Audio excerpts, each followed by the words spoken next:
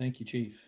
Yeah. Good evening. My name is Jason Perot. I'm Chairman of the Northborough Board of Selectmen, and tonight we are holding our joint meeting of the Board of Selectmen, Appropriations Committee, Financial Planning Committee, Northborough School Committee, and School and Municipal Staff for our annual Financial Trend Monitoring System report. This is a meeting where we review financial trends in the larger context of fiscal issues at the local, state, and federal level as kind of the backdrop for our budget development process for the next fiscal year 22.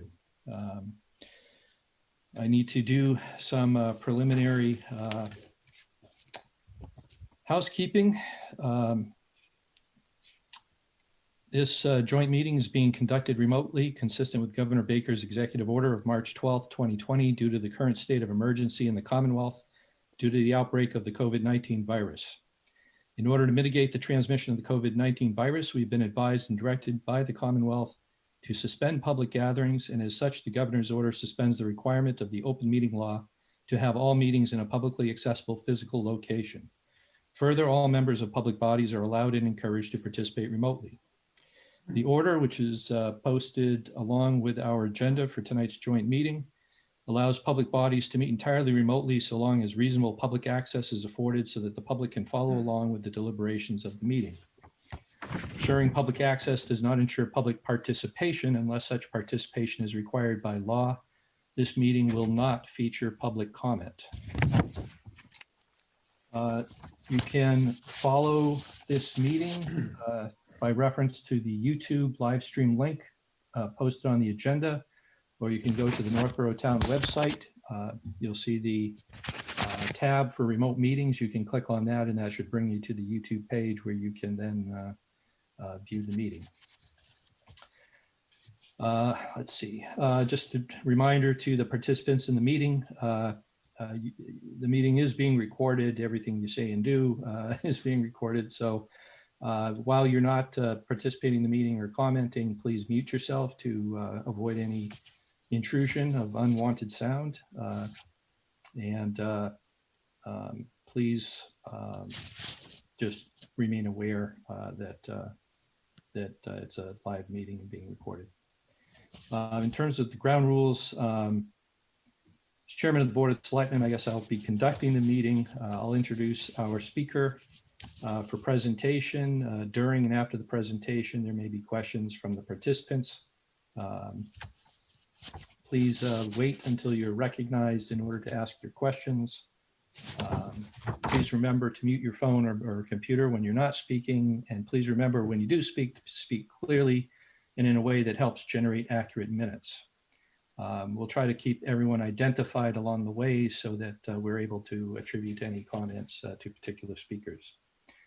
And I think that pretty much takes care of that housekeeping business. I'll ask the participants if you have a question to please indicate that by raising the hand using the raise hand feature of the Zoom meeting, and we'll try to find a spot at which to take a break and get those questions presented. And with that, I'd just like to quickly walk through and make people aware of who are the participants of this meeting. We have for Northborough committees, I'm Jason Perot, Chairman of the Board of Selectmen. We also have Vice Chair Tim Kalin, Clerk Leslie Rattan, and other members Julianne Hirsch and Scott Rogers. For the Northborough Appropriations Committee, I believe Chair Elaine Kelly is absent. We have Acting Chair Rick Niebuhr, and also George Brinkle, Bob D'Amico, Anthony Petit, and Janice Height. I'm actually not sure if they're all participating this evening. Financial Planning Committee, we have Chair David DeVries, Thomas Spataro, John Rappa, Michael Hodge, and Bill Peterson. And for the Northborough School Committee, we have, I believe it's Chair Keith LaBelle. Yes. Vice Chair Lauren Bailey Jones, Secretary Kelly Gwinnett, and Joan Frank and Aaron Tagliaferri are also members of the Northborough School Committee. For Northborough municipal staff, we have Town Administrator John Coderre. We have Assistant Town Administrator Becca Meekins. We have Finance Director Jason Little. We have Treasurer Collector Amy Haley. Going down my list here. And did I miss anyone from Northborough municipal staff? I think we have everyone accounted for. And then for the Northborough Public Schools, we have Superintendent Greg Martineau. We have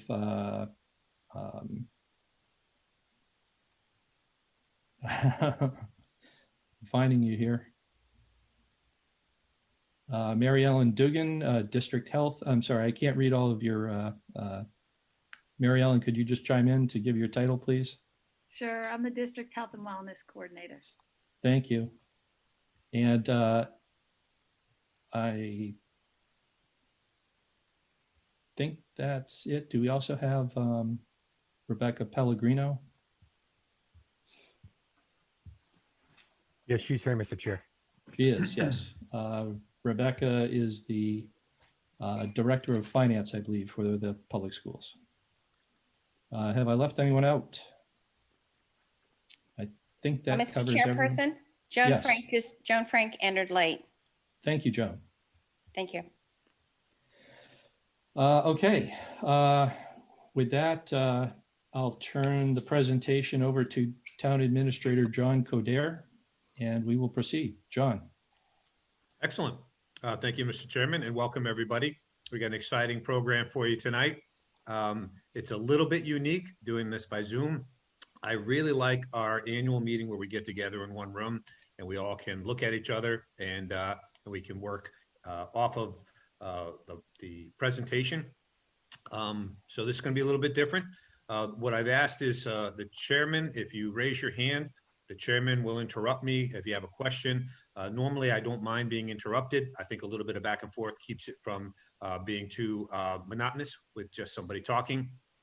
So if you do have a question on something that we cover, by all means chime in and we'll try to take those up in order.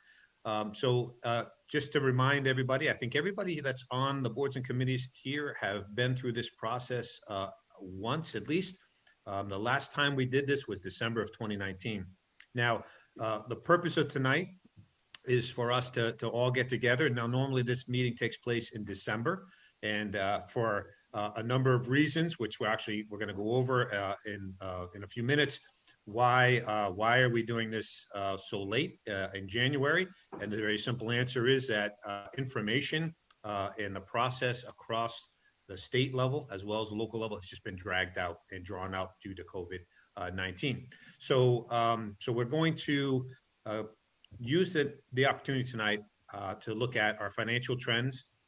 So trend monitoring is something where we look backwards 10 years at kind of where we've been.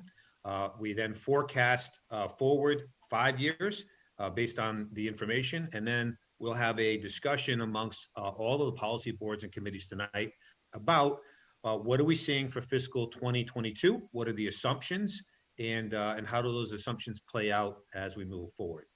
So I'm going to share my screen, and normally I would send out the presentation. Well, actually that's not true. Normally I don't like to send out the presentation because people like Keith LaBelle will fast forward and then ask me a question about the slides coming up, just because that's what I would do.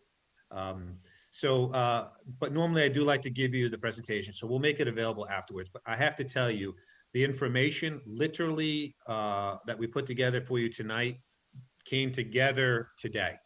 So especially with regard to some of our local receipts and some of the information about motor vehicle excise, we were waiting on that information. So we'll explain why we're kind of in the situation we are. Let's start with just setting the table here for the agenda tonight. First thing is we're just going to recap fiscal 21.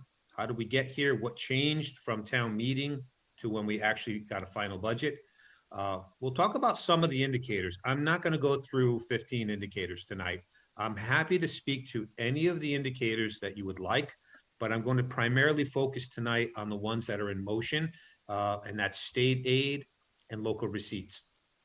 We'll talk about 5-year financial projections. And then the thing everybody wants to know is, well, based on shaking the snow globe and looking at where we are, what do we think is going to happen to tax impact? In my opinion, I say this every year, the most important aspect of tonight's meeting is to get the key policymaking boards and committees together at one time to see the information and to build some consensus about the assumptions that we're all going to be using to put the upcoming fiscal 2022 budget together. Now, we've all been working on this budget for months, but there are key pieces that we don't have, like state aid, federal relief, information about where we are in terms of hotel meals tax, and motor vehicle. So that stuff is all kind of coming in slowly. Just to kind of drive home the fact why we're doing this later than we normally would. First of all, town meeting for this past cycle took place almost 3 months later than normal, and that was due to COVID-19. That caused us to, in part, to close out fiscal 20 late, which delayed our audit, delayed the certification of our free cash. By the way, as you can see from the slide, free cash is basically how we ended last fiscal year. So COVID started on the last tail end of fiscal 20. And so it did have an impact on 20. And essentially that impact was this. We finished at 1.9, just about $2 million in budget surplus. Half of that was turned back, unexpended appropriations. And the other half was money that we had left in free cash. Our revenues just barely made target. And that's because we're conservative on those.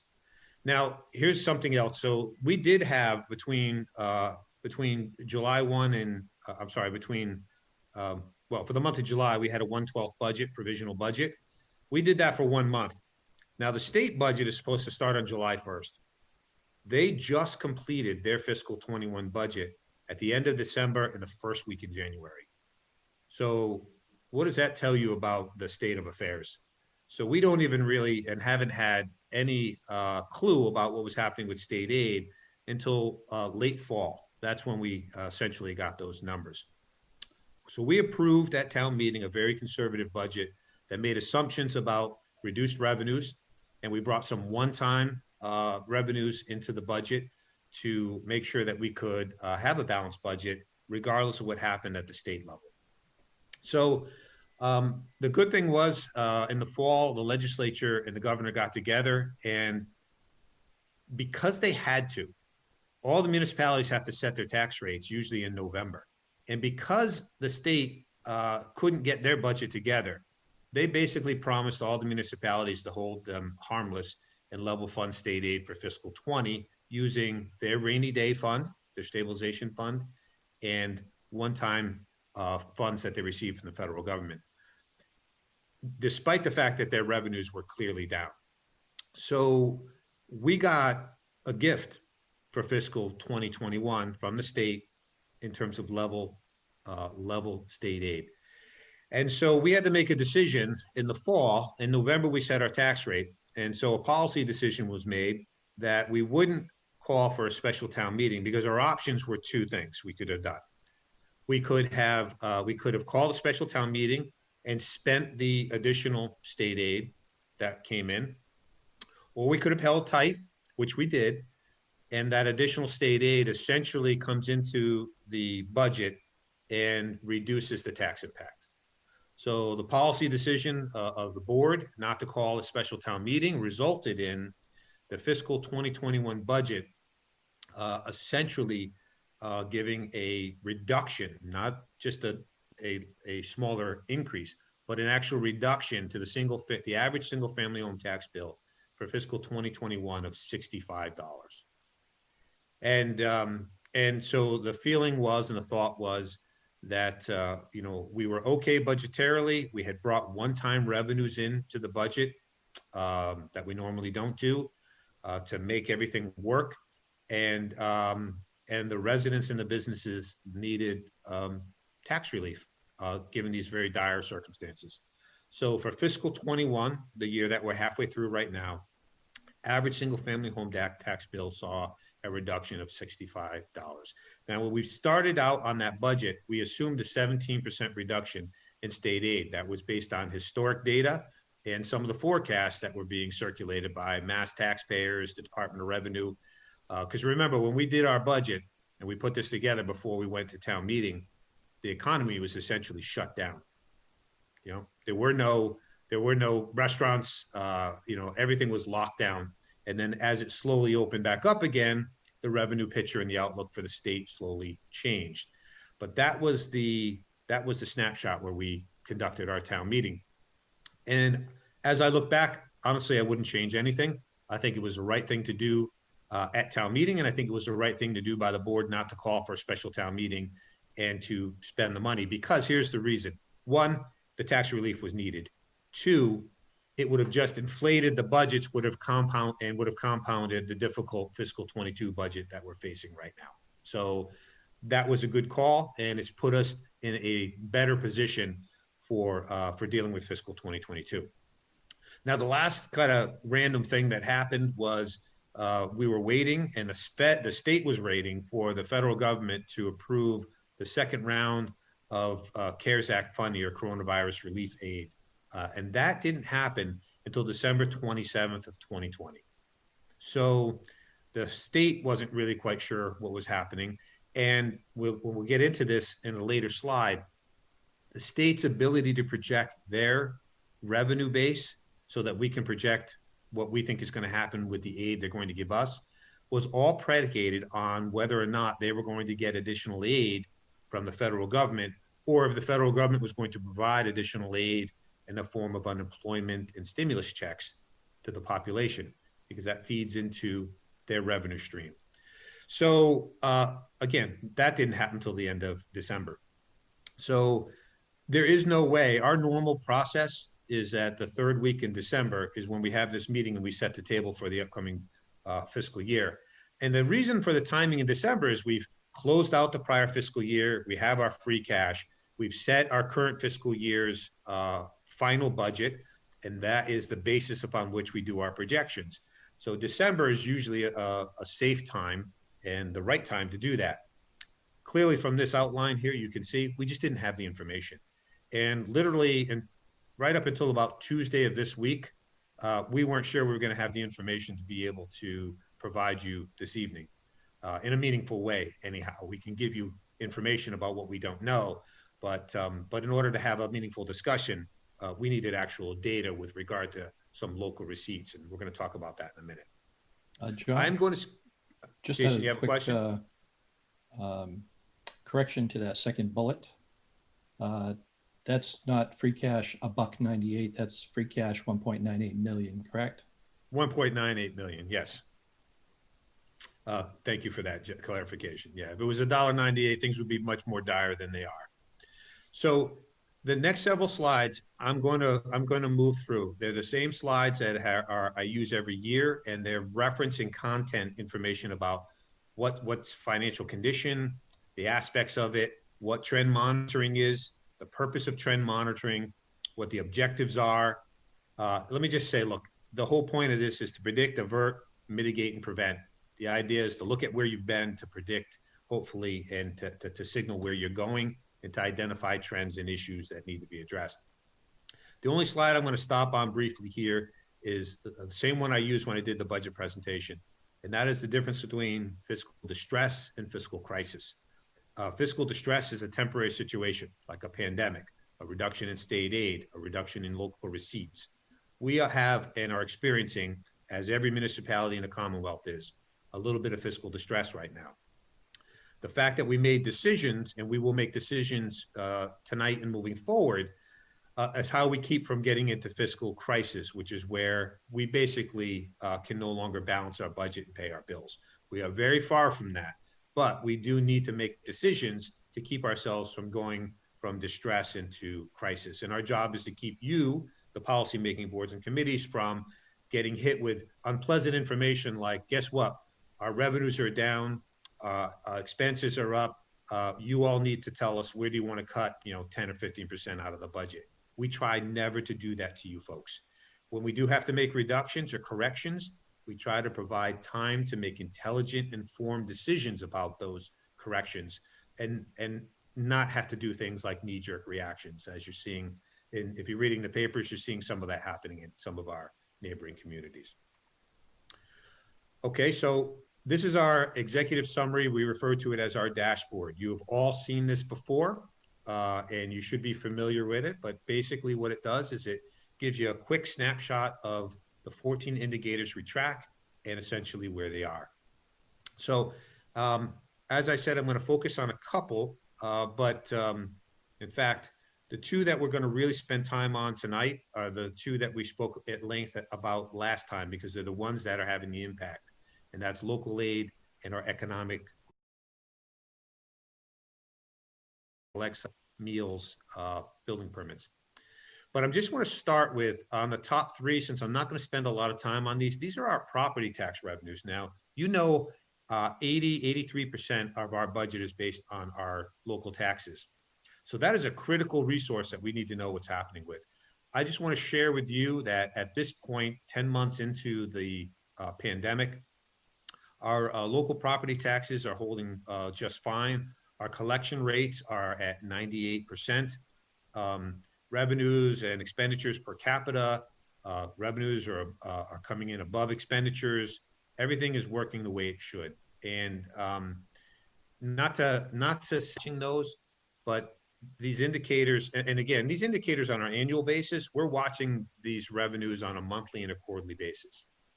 What the data is telling us is that the folks that live in Northborough are willing and able to pay their taxes. And that means that by and large, they are doing okay, at least for now, economically. That's not to say some people aren't having a very difficult time, and I don't mean to minimize that. But on the whole, on the balance for the town of Northborough, we're primarily or tend to be a lot of white collar workers. So if you think about everybody that you know, most folks have adjusted to working remotely or found some way to continue their jobs. Unfortunately, this pandemic has disproportionately hit the service industry and folks on the lower socioeconomic rungs, and that has been very difficult for those folks.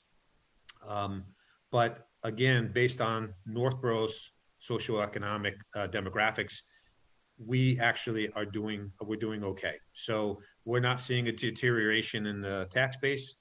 We're not seeing people unwilling or unable to pay their taxes, at least not now. So that's a good thing.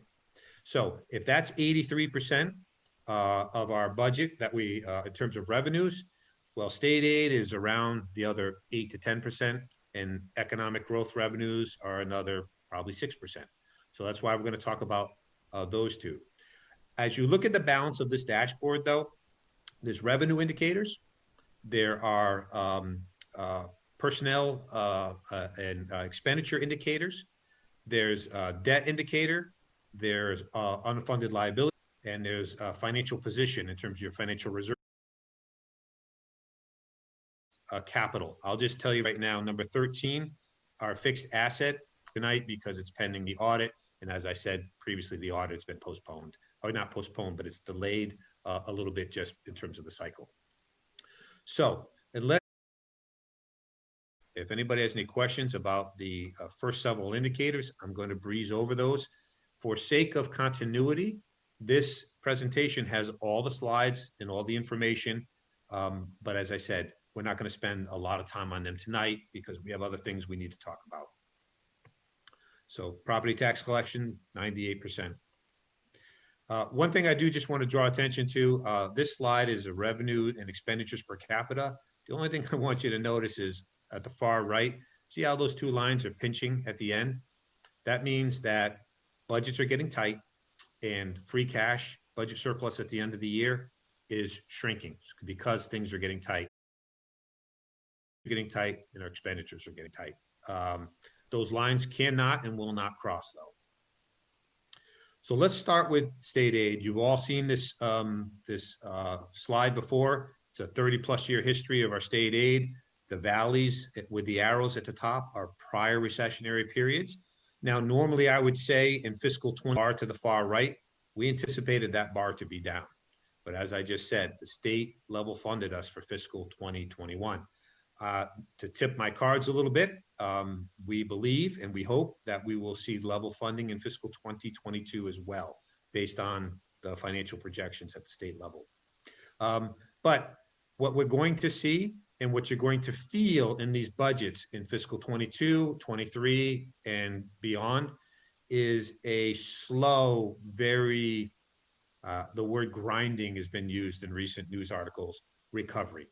And that's what we're probably looking at. So when we got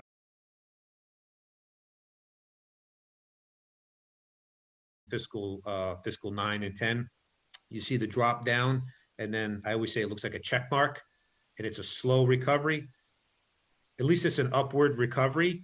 So fiscal 21, 22, we're looking at probably being basically flat for state aid. So we know already in terms of state aid that as a percentage of our operating budget, it has been deteriorating. Even during the recovery from the Great Recession, it has become an increasingly smaller portion of our budget. It used to be 13% of our operating budget revenues.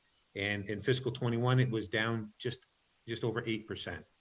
So that's going to continue to happen. And as you know, if our second largest revenue source is in decline or not growing proportionately to our budget increases, then that money has to come, either has to be cut or has to come from somewhere else. And really the only place else is taxes. So in terms of fiscal 22 state aid, the state usually has a revenue consensus hearing that they do the week preceding our usual meeting date for the financial trend monitoring. So they usually do their revenue consensus hearing around March 5th, first week in December, I'm sorry, not March. And what that is they bring the Department of Revenue, the House, the Senate, Administration of Finance, they all come into one room and they parade economists, the Mass Taxpayers Association, the Department of Revenue experts in to give them some sense of what's going to happen with revenues in the upcoming budget. Then they get together and they decide through a consensus hearing meetings what revenues are going to go up. Now from that, the governor, who has to submit his budget on January 27th, uses that revenue projection as budget, and in turn, that tells us kind of where we are and what we might expect for state aid. So here's what they found after watching a 3-hour hearing, listening to everybody, is there were 1 million caveats and qualifiers in all of their forecasts. The Department of Revenue's forecast was -1 to +8.8. I don't know what I'm supposed to do with that. And apparently neither does anybody else because they kind of ignored it. And they fixated, well, they took the midpoint, so of 4%. The Mass Taxpayers Association is saying their estimate is 5.5%. So this sounds like really good news, right? After we're anticipating significant losses in revenue and significant reductions. This sounds like great news, but keep in mind, it's off a reduced revenues. And here's what everybody said. First of all, this is all predicated on 2 main things. Number one, that the virus vaccine is administered according to the schedule that they've rolled out and that it is effective. Therefore, the economy will open back up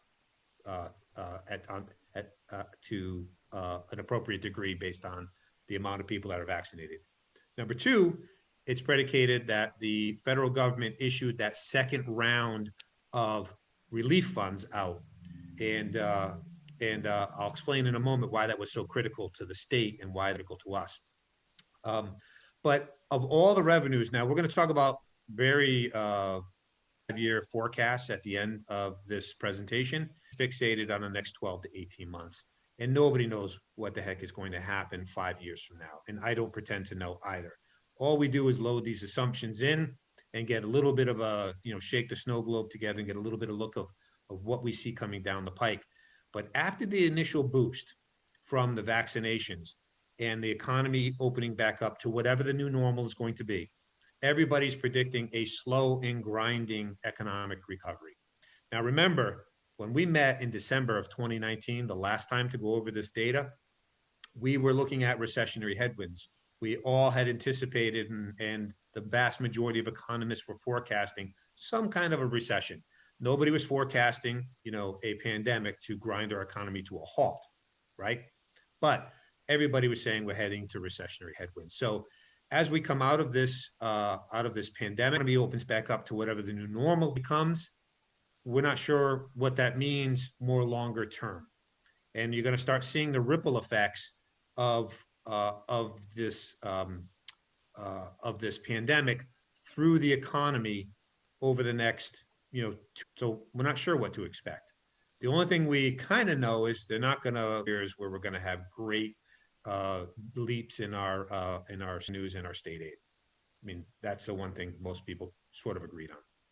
So in terms of our fiscal state aid for 22, our first glimpse, the governor has to release his budget on January 27th, when the Mass Municipal Association holds their annual conference, and the governor is the opening speaker. He'll tell us what our state aid might look like. Everything is pointing to level funding state aid at the local level or a small increase. Now, remember, we talked a lot previously about the Student Opportunity Act. My friends on the school committee and the superintendent are very familiar with this. If there is additional revenue, more than likely, it's going to go to districts that higher need districts than Northborough. So even if revenues increase and overall local aid increases through the Chapter 70 formula and the other formulas for a district, Northborough is not likely to see much, if anything. So maybe 1% if we're lucky. I'm really just glad that we're not looking at a reduction. Just remember where we were sitting, March of last year. It looked like the sky was falling and the bottom was just wide open on us. So this on a relative basis is good news. It's still a very challenging budget cycle. So assuming level funded state aid in 22, I just want to remind everybody, just like what happened in fiscal 21, if we wind up with a little bit more state aid, and we're not going to have the swing, the large impact that state aid had in fiscal 21 to reduce the taxes in Northborough. We're not going to see anything like that again, because the delta will be probably 1, maybe 1.5% based on our historic data. Just reminding everybody, as I always do, state aid, and that is not a mathematical process or exercise, it's a political process. So we're going to get what comes out of the state based on their priorities. I include this slide from the Mass Taxpayers, the revenue consensus hearing, because I just want to drive home for you why that federal aid was so important, especially because the second round gave no money to state and local governments directly at all. In fact, the first round of aid that was approved back in March of 2020 gave aid to states and municipalities, but really limited its usage to only for COVID response. We couldn't use it for general revenue replacement. So it's really of limited use to us. But here's where it helped us out indirectly. So these are the main categories of state revenue. And you can see there's the mass taxpayer in the bottom right, 5.5% projected increase. So income with tax withholding, capital gains, that top category, that's 58% of the state budget revenues are based on that. That's the equivalent of our local taxes for the state. That and those numbers would look ugly had the federal government not given significant unemployment extension and aid and issued stimulus checks. Because what that means is that the state then was able to tax people on that unemployment assistance and the stimulus checks. And that's why the revenue outlook for fiscal 21 at the state level wasn't as bad as originally forecast. It's also why, when you look at fiscal 2022, if that's 58% of the budget, and just the withholding line alone, I believe, is like 48% of the state's budget. If people were unemployed, if the stimulus checks didn't come, those numbers would look very different. They would be ugly numbers. Now, a secondary thing to that is if people are receiving unemployment checks and stimulus checks, what does that mean? It means they can go out and spend money, which means the second largest category of revenues for the state, which is sales tax, which is about 25% of the state budget, that got bolstered as well because people had money to spend.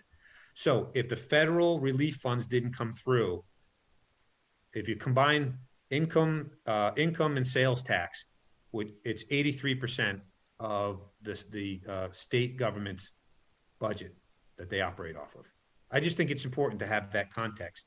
So that's why we were really focused, and that's why all the projections said, listen, if that funding doesn't come through from the federal government, all bets are off about these projections. They're going to look nothing like what you're seeing here, like a 5.5%. Maybe that through the chair, but I'll just pause for a moment. Before I move on to the economic development revenues. Does anybody have any questions about the state budget and the implications for our local aid?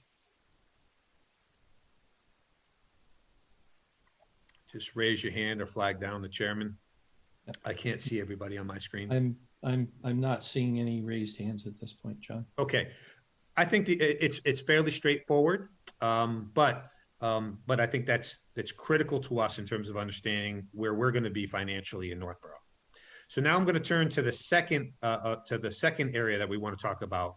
So we talked about taxes, 80% state aid, roughly 8 to 10%, and now we're going to talk about local receipts and economic growth revenues. So this indicator is economic growth revenues, and these are essentially the elastic revenues that the town receives, things that move with the economy, like meals tax, motor vehicle excise tax, building permits. When things are good, the revenues tend to be higher. When the economy contracts, these revenues tend to contract. So they're a bit of a bellwether for what's happening. Now, these are annual snapshots that we look at, and we have done a deeper dive into actually what's happening to date for fiscal 21. And I'm going to share that information with you in a moment. But if you look at this, we've been seeing a very slight kind of left to right decrease in economic growth revenues, but 7.7 to 7.1%. I wouldn't say that this is, we categorize this as stable previously, right? Literally overnight, it's become unfavorable and uncertain. So this is the area I want to just take a couple minutes to talk about right now.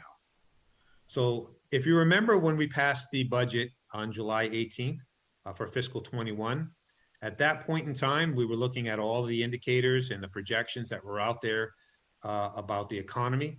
And we assumed that local receipts were going to decrease by 14%. And again, lumped together, local receipts are, the big ones is motor vehicle excise, hotel meals, and building permits. Those are really the three big ones that are in that category. And then there's fines and licenses and so forth.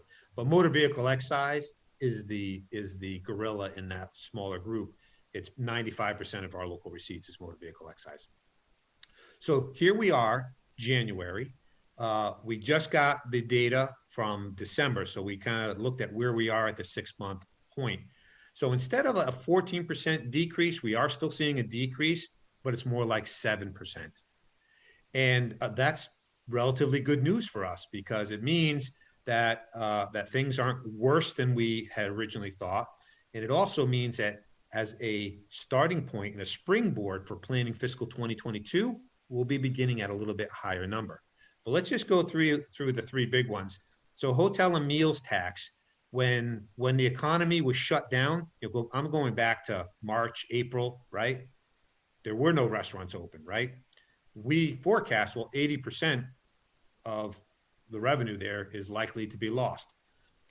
It's actually running at 12%. And as you do a deeper dive into Northborough, we don't have a lot of sit-down restaurants. We have some, but most restaurants that you can even sit down at, their primary focus is takeout. One of the winners, relatively speaking, in the pandemic is we're all eating a lot more takeout, right? Because we're not going to sit down restaurants. And so hotel and meals tax in Northborough in the first 6 months is down about 12%, not 80%. Again, I stand by that 80%. That was the right call. We were conservative, and things can only get better. Motor vehicle excise, working off historic data to 2 prior recessions, we all agreed that it looked like we could be hit it with up to an 11% increase.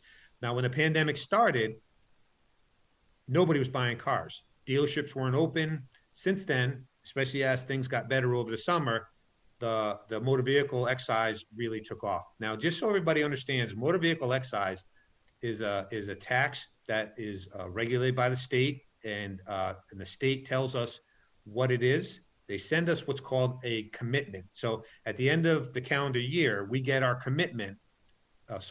In January, February for the prior calendar year. So we literally, I said at the beginning of this, that the financial team was unable to give you this information a couple of days ago. Here's why.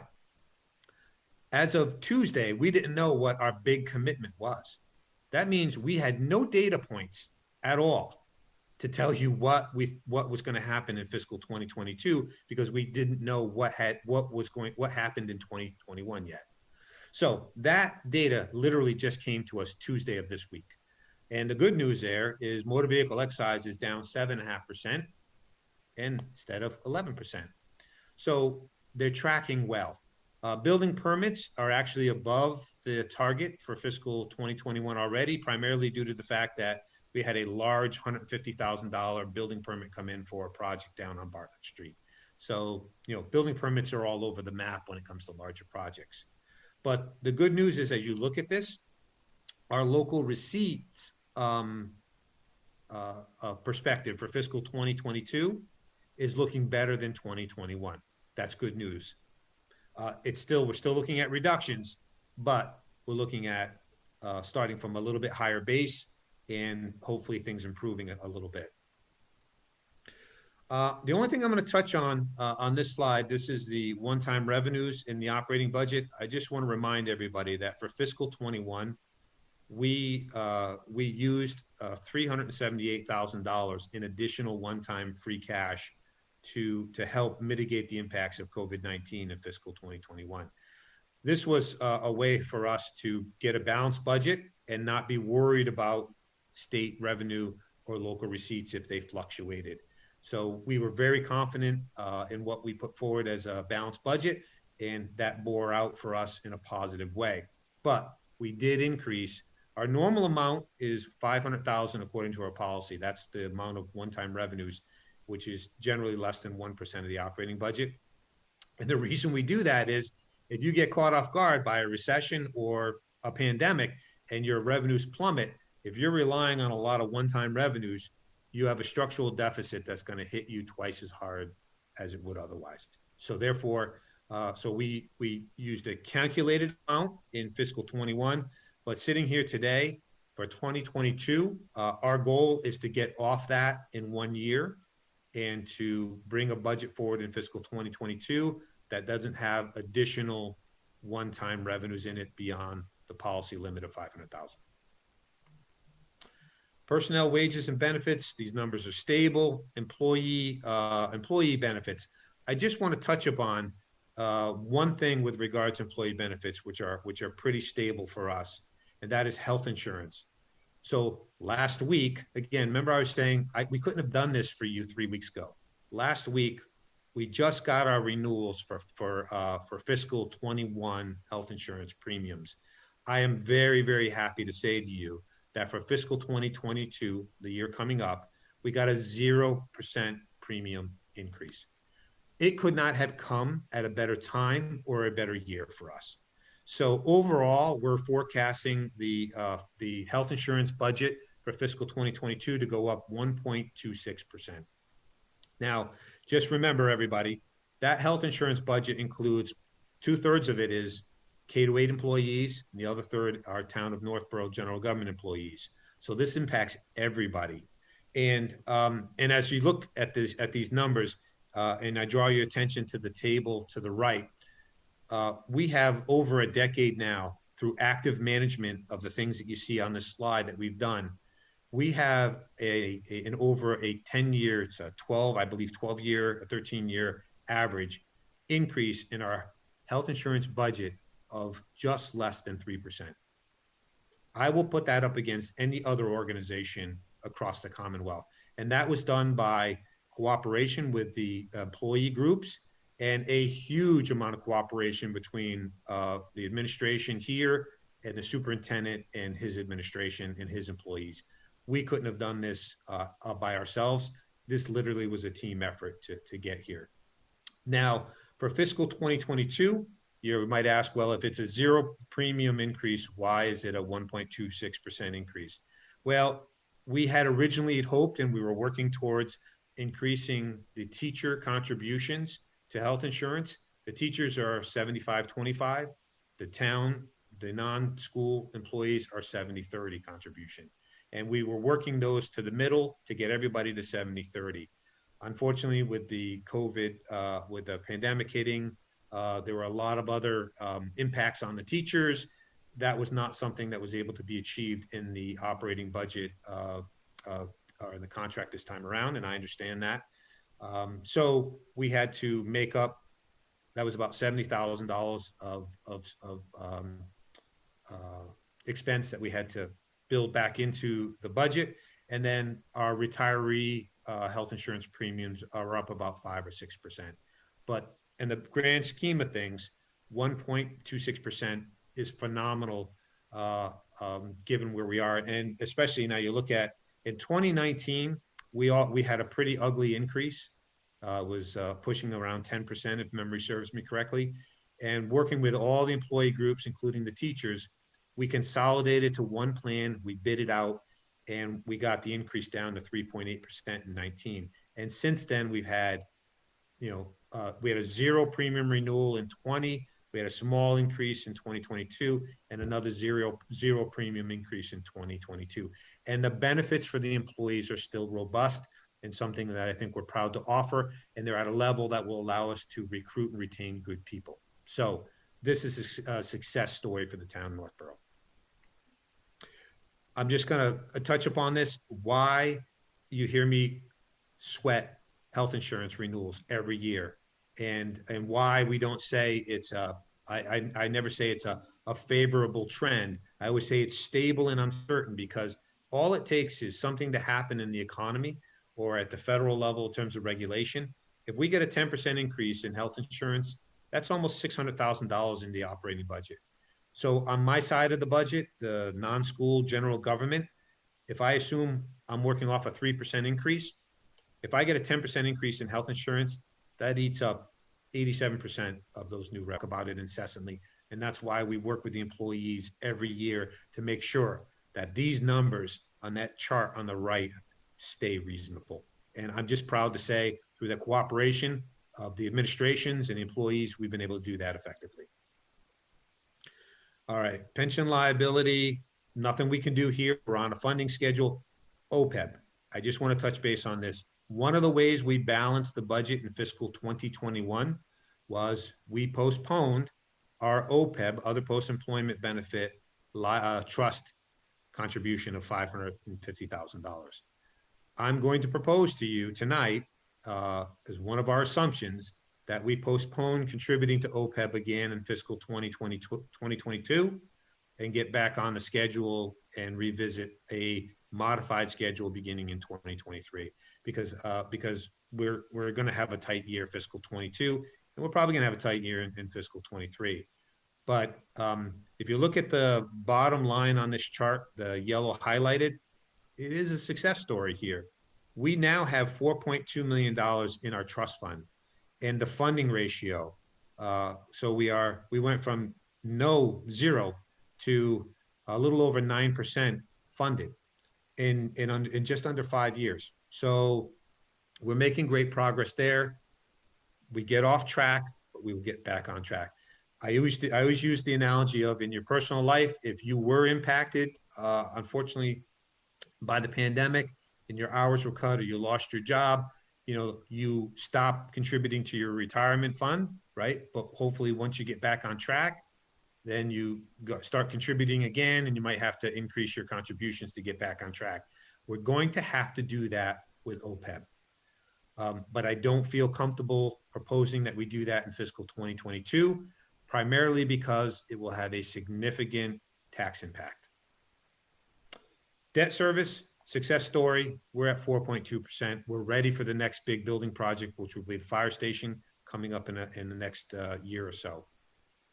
Our level of reserves, our financial reserves are still solid, around 9%. Moving forward with the spending plan, we're around just over 8%.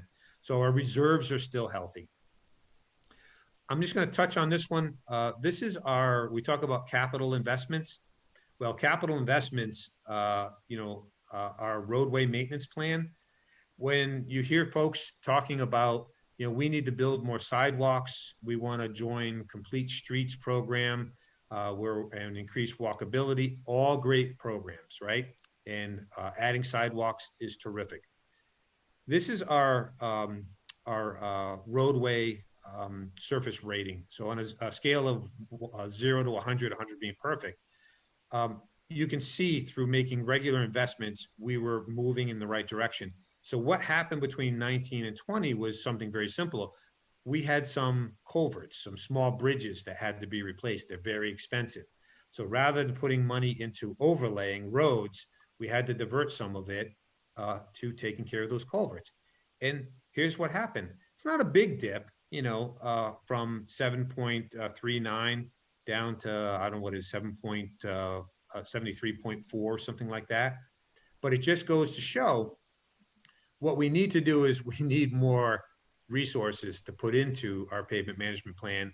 And if we're going to get into an enhanced sidewalk program, I'm less worried about even adding sidewalks as I am improving and fixing the ones that we have. We need to start there first. But when somebody says, why can't we do that?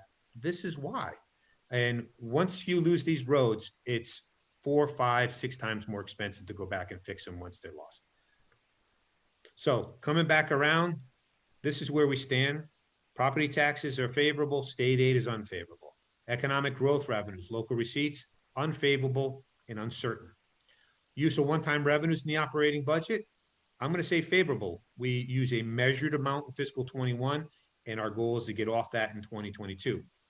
Personnel costs, employee benefits, particularly health insurance, all stable. Pension liability is unfavorable just because we have a high unfunded liability. However, we are on a funding plan to be fully funded by 2036. There's nothing more that needs to be done there. Other post-employment, it's unfavorable. We have kicked the can for a year, maybe 2. We need to get back on track with that. We can't do that indefinitely. That is not the solution to our budget constraints. So that one is unfavorable. Debt service is favorable. Financial reserves are favorable. Pavement management, that one little dip, I'm going to still say it's improving because I know we're going to get back on track in 2022. And then the last one, number 13 here, the fixed assets, we don't have the data because the audit isn't complete, and that's what feeds into that measure. So kind of starting to wrap up the indicator, the retro perspective of our program tonight. We're still in relatively good financial condition. Tax base is strong. We have great diversification in our tax base. One taxpayer doesn't walk away and we crumble. We're not built around one industry. We have great diversification. And as I said, so far through this pandemic, people are willing and able to pay their tax bills. That's good news for us. Our reserves, and now we're looking at, moving into fiscal 21-22, reserves are still healthy at 8%.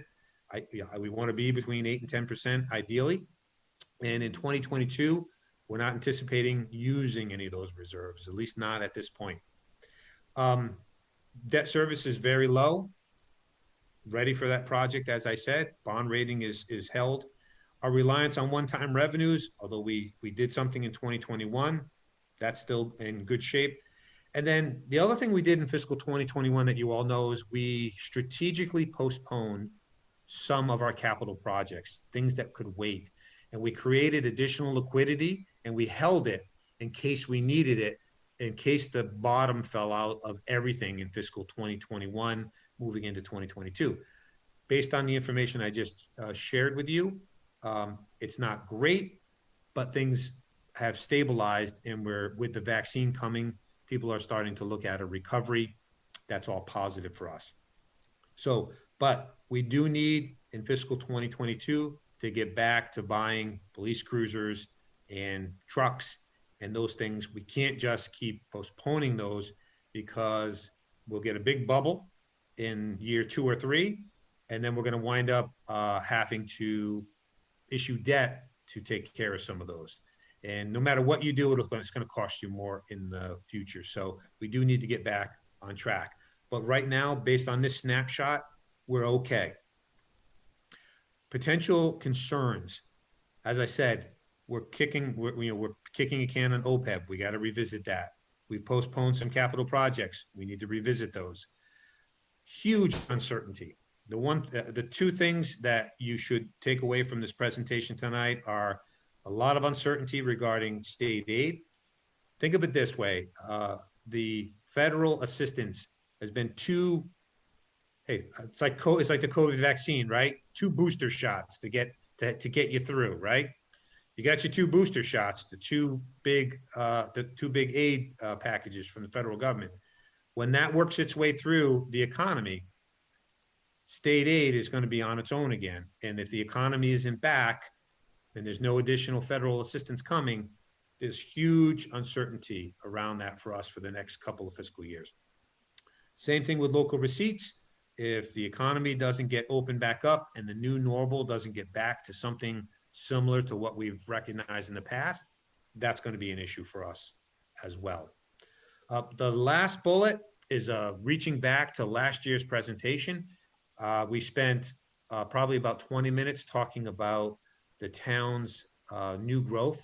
These are new economic development that brings new tax dollars into the coffers for us. And we spent a lot of time talking about how the town is reaching build out. And we have the last big push with some significant development down on Bartlett Street that gave us another good shot in the arm of new revenues. After that, I'm not seeing much. And that has helped us through this recession. We've had really great new growth in fiscal 20 and 21 that have really helped the town of Northborough out financially.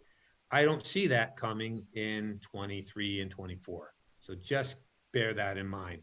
There are all these variables that are in motion, and that's why we try through this process, bring them all into one place so you kind of see how they relate to each other.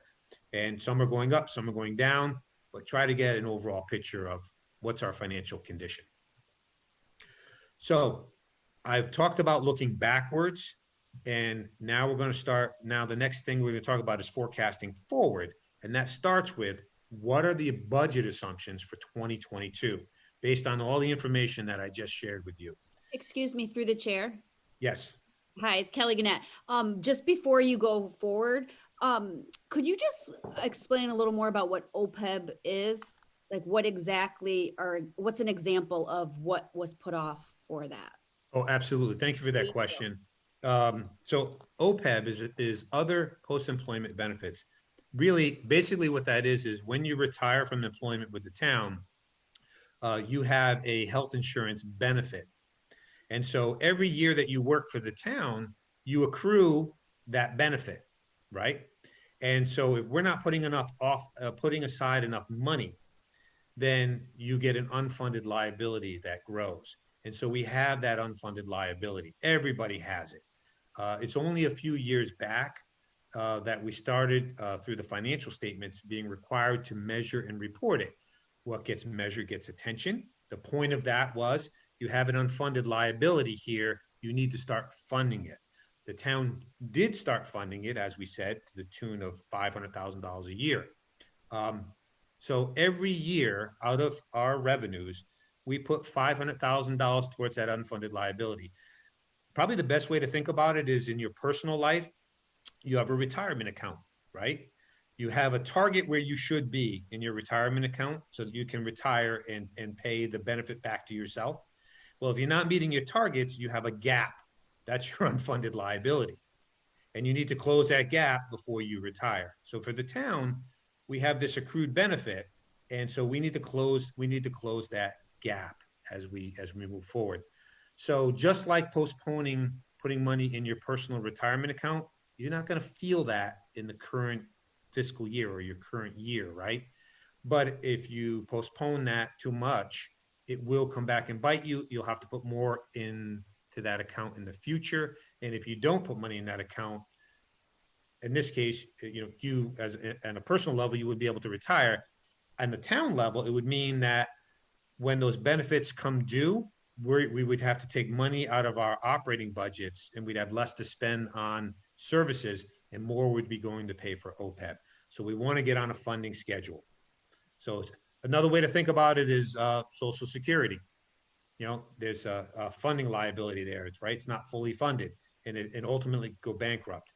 So we have a plan, and we have a funding plan. But when things go bad, we had to pause that in fiscal 2021. And I'm recommending, at least the budget assumptions as presented tonight, are going to assume that we don't contribute in 2022. The first thing we had to do, so let me just stop there. Did that answer the question, Kelly? It did. Thank you so much. You're welcome. So we had two things that hit us. We made some quick moves in 2021 when the sky was falling, right? We put off some capital and brought some one-time revenues into the operating budget. The second thing we did is we stopped spending money into OPEB because we could postpone that without hurting services immediately. So between the two, it's just shy of $1 million. Well, we need to absorb those one-time revenues. We need to, get those out of the budget this year. Next year, 2023, we'll talk about getting OPEB back into the budget. But you can't, if you do them both at the same time, you're going to have to cut budgets severely and cut services, or bring bring revenues back in, one-time revenues back in. So it's sort of, these are your quick moves, and then once things get better, you have to start addressing these. The one I want to address in fiscal 2022 is to get those one-time revenues, those additional one-time revenues out of the operating budget, because that's a structural deficit that can really hurt us if the economy goes in a bad direction. OPEB, you could postpone for a couple of years. All you're doing is you're just going to have to spend more money in the future, but you can address that in the future. If you lose your job, you're not worried about putting money towards retirement. You're worried about paying your bills. That's where we were in 21. We're there in 2022, but not as dramatic. So coming back to the budget assumptions for fiscal 2022.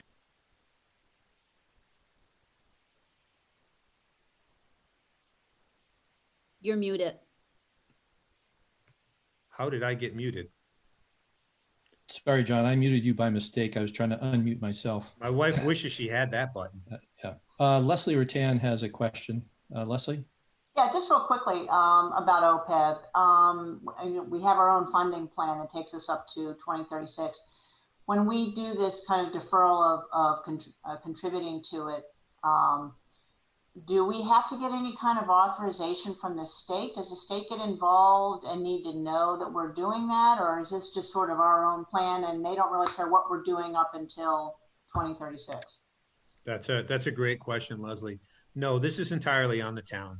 Unlike pension liability, this is entirely on us to identify. I'll just share with you, the vast majority of municipalities in the Commonwealth aren't even addressing their OPEB liability because they can't. They just don't have the funding to do it. If you're up against Prop 2.5 and you don't have the revenues, then so a lot of them are not funding it at all. The vast majority of the ones that are funding OPEB, they're not funding it to the full amount that they ought to. So again, I'll go back to the analogy of your retirement. If you met with a financial advisor and they said, you need to save X dollars to hit your target, and you say, I can't afford X dollars. What are they going to say? What can you afford? Put something away and then increase it. So $500,000 a year is not a full funding plan by any stretch. A full funding plan is more than double that. It's probably about 1.3, 1.4. And the idea was you put that in, and then each year, ironically, fiscal 20 was the year we increased it. It went from 500 to 550,000, remember? And the idea was to keep incrementally increasing it. So no, we don't need any permission from the state. We just need to manage ourselves professionally and understand that that is not an easy fix.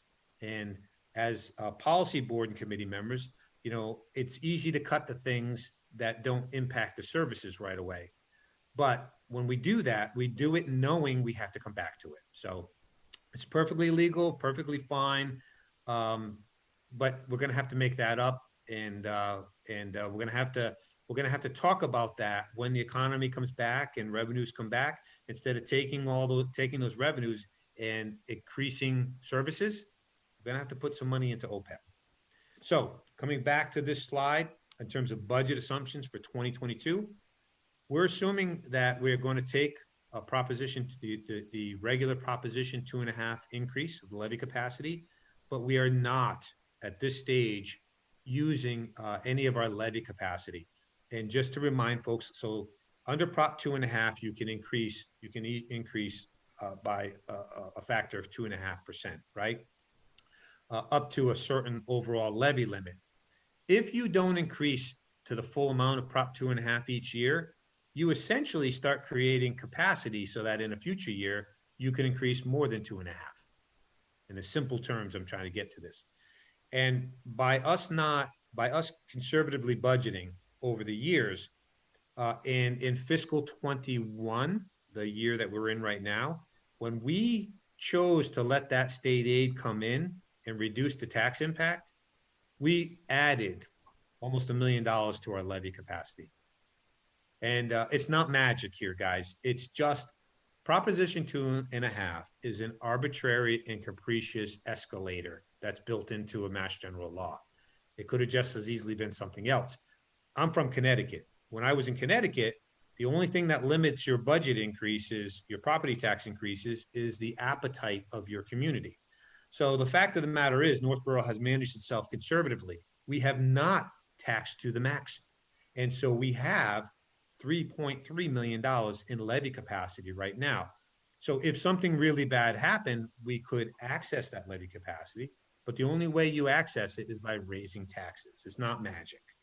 The difference between accessing levy capacity versus a Proposition 2.5 override, the only difference is if we have levy capacity, town meeting can authorize us to use it. If you don't have levy capacity under the Proposition 2.5, you have to go to the voters at the ballot and seek an override. It's the only difference. So right now, as teed up, we're not planning to dip into that levy capacity. And the reason is, if you do, the only thing you do is increase the tax impact. And when I show you what the tax impact is going to be looking like, you're going to understand why we're not proposing to do that at this juncture. So moving down through these assumptions, state aid level funded from what we actually received in 2021. Local receipts. Remember I said 14%, it's really only a 7%. What we're looking at right now for fiscal 21, and this is good news for us, is we believe we can increase local receipts by 8.8% or $321,000. So those are taxes that come to us and revenues that come to us that don't impact property taxes.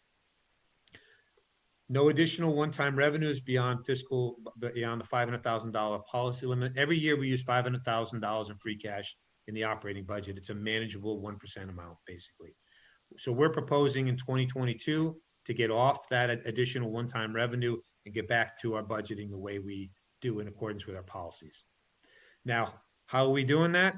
Well, we're not going to contribute $500,000 to OPEB, and we're also not going to contribute anything to stabilization. Look, stabilization is your savings account, your rainy day fund.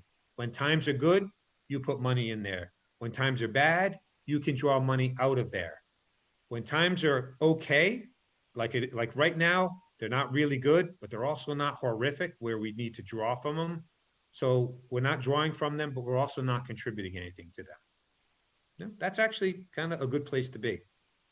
So when you look at these assumptions and you bake them into the overall budget model, we backed into essentially a level service budget. So sustaining our current services. And for us, that means the minimum amount, and this is not easy. We really, somewhere between 3.5% to 4% increase. I can tell you this where the superintendent would want to be, and that's where I would want to be. That allowed me to add a little bit of staff and to do a few things that I'm not going to be able to do. But under these assumptions, general government, non-school is 3% increase, and that includes health insurance and pension increases. K-8 schools, 3%. This one, we put a plug number in here because I know the superintendent was working on this, but when we put this model together, we know that just like the last year, the biggest issue we have in terms of the overall budget and tax impact is shifting enrollment from Southborough onto Northborough. So even though the high school budget will go up by some reasonable amount, our assessment will go up disproportionately more because our enrollment is going up higher relative to Southborough. So I didn't want to put an unrealistic number in at 3% for the high school assessment because I don't see any way the superintendent is going to be able to meet that. So meeting all these other assumptions, we put in a 5% assessment increase. And just by way of contrast, Assabet Valley, we just got their assessment. Their assessment based on our enrollment, which is going up significantly, is increasing 20%. Now, Assabet Valley's overall budget is going up less than 3%. That's reasonable. Our assessment is what it is based on enrollment. So if the high school budget goes up a reasonable amount comparable to the other budgets, our assessment is going to do whatever it's going to do.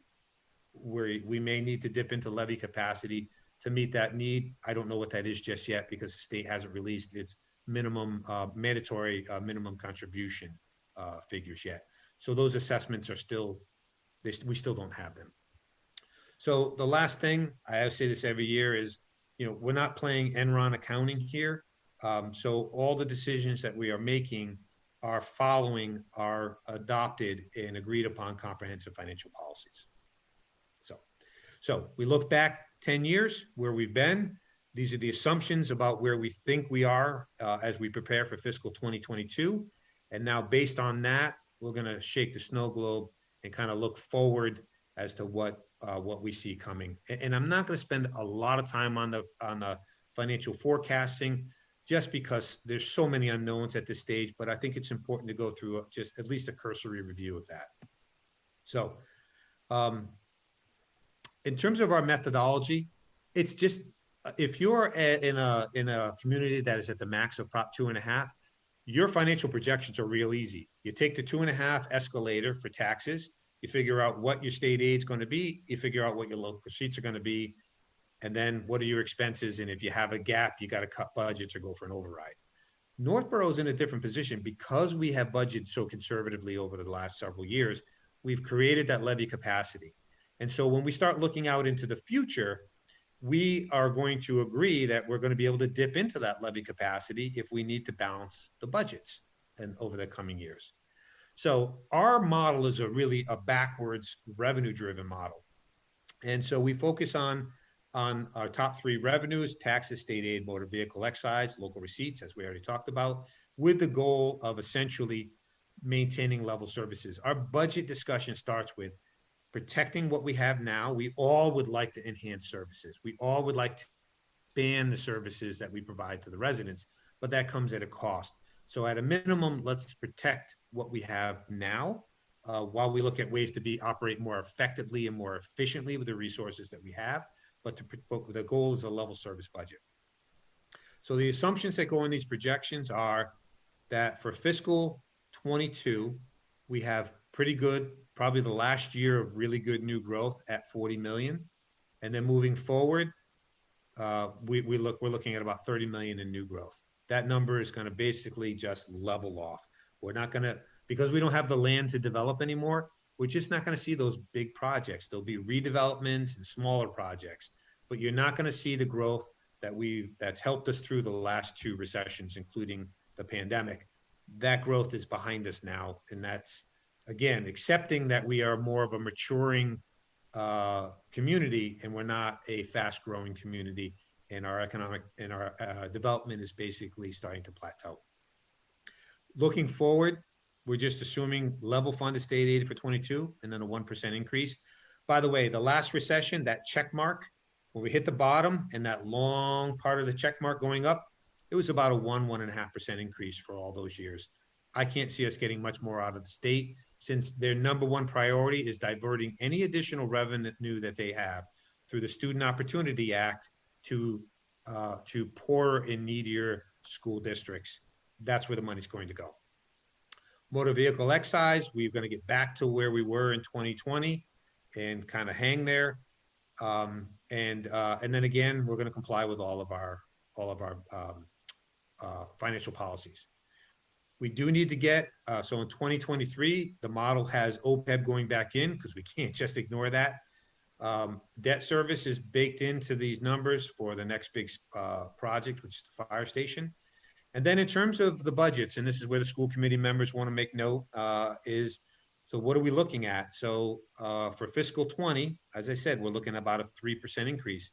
The projections moving out from there assume a 3.5% base budget increase, which may or may not be sustainable. And the tax impact of that may or may not be acceptable. But at least you should see what that looks like. Again, the Algonquin Regional High School assessment, we're assuming 5% in 2022. The good news on that front, 2023, we should start seeing those enrollment numbers tipping back towards Southborough leveling off. So we should in Northborough be seeing excessively large Algonquin Regional High School assessments based on enrollment. So that's good news. So that pressure on the tax bill will start to come off in 2023 and the years after that. John, sorry, I muted you again by accident. And I'm trying not to take this personally. I think there's some subconscious thing going on here. this is how Is I this a interrupt. passive aggressive thing, Mr. Chairman, that you're trying to mute me? This is how I intervene when somebody raises their hand. Is we have, there a question? There is a question from Leslie Rattan. Yes. Yeah. Leslie? Yes. Real quickly, John, how do you come up with the fact that the ARHS assessment should be more like 3.5%, 23 through 25? I mean, how are you determining that the enrollment will change? Is it based on economy and fewer kids are going to private schools, that issue, or what is that? Yeah, so we work closely with the school superintendent who provides us with those projections. Mhm. I'll just tell you that the 3.5%, increase in the out years, it just comes back to if the enrollment isn't a factor, then the assessment will more closely mirror a typical budget increase. It could be higher, it could be lower. Again, these are just assumptions for modeling purposes. But the big issue that we faced for the last 2 years and this upcoming year is that shifting enrollment. It's just based on we've got more kids coming up through the system than Southborough, and more of Northborough's kids are going from the middle school to the high school, and fewer of the Southborough kids, for whatever reason, they're leaving the middle school and they're going to St. John's and other private schools. That's just the nature of those trends, but it's based on information that's provided and reviewed with the superintendent and his administration. So that's where we come up with that. Is that answer the question? You all set, Leslie? Yes, thank you very much. Okay. Thank you. And again, all of this is, you have to make assumptions, or, part of what I'm asking for, if everybody's paying attention right now, one of the things that I need to get out, and the superintendent needs to get out of this meeting tonight, is a sense from everybody that these assumptions are reasonable, and that you're coming along with our thought process in terms of the analysis of where we've been, the snow globe look at where we think we're going to be, and what's reasonable for us to ask of the taxpayers. And so that's the point of this exercise. That way the superintendent doesn't come in February and say, the school committee wants me to ask for a 10% increase. And I go, what, are you kidding me? And then I start go through all this analysis about why we can't afford that. You need to know this on the front end before we get too far along into the budget process, and we can start to bring the budgets, my budget, as well as the superintendent's budget and the school committee's budget in line with where it is we all agree we are headed. So based on these assumptions that we just went over, this is what the expenditure profile looks like. The detail, the numbers really aren't critical, other than to know that the budgets are basically escalating 3% in 2022 and 3.5% in the out years. Now on the revenue side, you can see here we have the Prop 2.5 increase, the lower new growth because we're not going to see as much economic development. The level funded or 1% state aid is in here. And so you start to get a sense of, where we go. So if we want a 3 or 3.5% budget increase and the revenues, the state aid isn't growing at the same proportionate level and the local receipts aren't growing at the same proportionate level, that means you're going to need to increase taxes more than the Prop 2.5 to make it all work. And so if you look at the yellow line down to the middle of this slide, 3.34, basically $3.4 million in excess levy capacity. That is an enviable position to be sitting in. And we added almost $1 million into that levy capacity because we provided tax relief in fiscal 21 by bringing that state aid that we weren't expecting to come in level funded. And we allowed that just to flow through the formula and reduce the taxes. Now, the good news is, well, last time I showed you this chart, and everybody should remember this, the last 2 years I showed you this chart, it had us using up that levy capacity, and by year 5, in that out year, we would need an override to sustain those 3.5 budget increases, okay? But because of what we did in 21, we have levy capacity. Now, again, it's not magic. To access that revenue source, you have to raise taxes. And I'm going to show you what that looks like on the next slide. But the good news is, unlike many other communities, the vast majority of communities in the Commonwealth, we aren't up against the wall of Prop 2.5. Becca Meekins, our assistant town administrator, came from Grafton. She will tell you it is a very, very different budget planning process because Grafton was right up against Prop 2.5. And so it was they didn't have the luxury of, if we can balance all the budgets and the superintendent has everything he needs for $100,000 more, that we can have access to that. So this model here shows us using levy capacity, but right now, based on these assumptions, that levy capacity is going to be with us for a little bit, and that's a positive thing. Here's where the Board of Selectmen in particular and the financial committees are going to kind of sit up and look, as well as the school committee, but this is the tax impact. So what I just showed you guys, these are reasonable assumptions. These are reasonable level service budget increases. And what does it look like? Well, for fiscal 22 to get a 3% budget increase and a 5% increase on the high school assessment because of shifting enrollments, we have another factor that we didn't talk about yet. And it's the biggest factor hitting these numbers in fiscal 2022. And that is that single family home values are going up 5%, are projected to go up 5% in fiscal 2022. If you're reading the newspapers, this is all the issue in the city of Worcester right now. The single family home values are going up. Despite the fact that we're in the middle of a pandemic, the housing market has never been hotter. You can put a for sale sign out in your yard and you'll sell it on the weekend for whatever you're asking. So just to put it in perspective, stay with me in the first column, fiscal 2022. Average single family home value is going up to $484,000 roughly. Now, if we control for that factor, so if let's just say the single family home value doesn't go up 5%, it stays what it is in fiscal 2020 and fiscal 21, that tax increase would be less than $200. Very reasonable.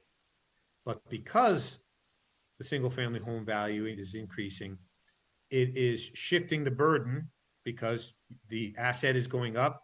Your share of the taxes bill will go up. You're looking, despite the reasonable budget increases, right now a $363 average single family home tax bill increase. Now, as you look out across that line over the next several years, you see a big spike in 2024. That's where the fire station debt would come on. Now, again, it's all plunked in there. Realistically, we'll probably try to spread it out.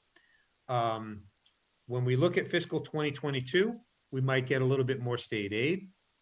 Local receipts might come in a little higher, and we probably would be able to reduce our overlay account for abatements, for tax abatements a little bit at the point at which we set the tax rate in November of 2021. That's when we set the tax rate for fiscal 2022. So that number could come down a little bit, but it's not going to come down hugely, guys. And so that's the full picture of where we are. So now you start realizing why I want to delay getting back on schedule with our OPEB, why, we're doing some of the other things that we are doing. Graphically representing taxes.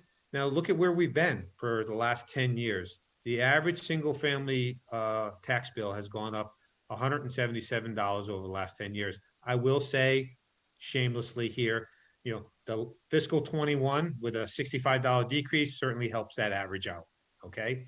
But look at the early years. During the last recession, fiscal 10, those first few years, that's when we had the mall, Avalon Bay, Wegmans, all that went in. So we put that money into our excess levy capacity and we held taxes low, right? And then we got into a period of time where, it is what it is. And now we've held, we've used some of that levy capacity. And now in 21, we put some money back into that levy capacity by holding things down. But as you look forward, the average projected single family home tax bill, 402. Now, let me just say, this isn't set in stone, guys. These are projections based on the assumptions we just talked about and what we see coming. We can make a policy decision to reduce budget increases to below 3%. That would have an impact on services. We can make a policy decision to increase budgets more than 3%. That would have an increase effect on this. We don't have a lot of other options, frankly, though. There's not a lot of other local adoption taxes that we don't already have, like hotel and meals. We already have those. So, there's not too many places to go. But I want you all as policy board committee members to see these are the numbers. So when people show up at the school committee meeting and they want free all-day kindergarten, and when people show up at the Board of Selectmen's meeting and they want new sidewalks all over town and to fix every sidewalk that we have, these are all things that we can do, but we're balancing it with the tax impact and what's going to be palatable, what's going to be acceptable, and what's going to be sustainable in that regard. So let me wrap up here, start wrapping up. Yes, you got a question? We have a question from Select Board Member Tim Kalin. Yes. John, and just looking at the graph here with the $177 average annual increase from 10 to 21 and then the 402, how big of an impact is not having new developments come on board? And is that why there's such a big increase or a big difference between the 11-year period from 10 to 21 and the 4-year period from 22 to 26? That's a great question. Well, it's a factor. It is a factor. So,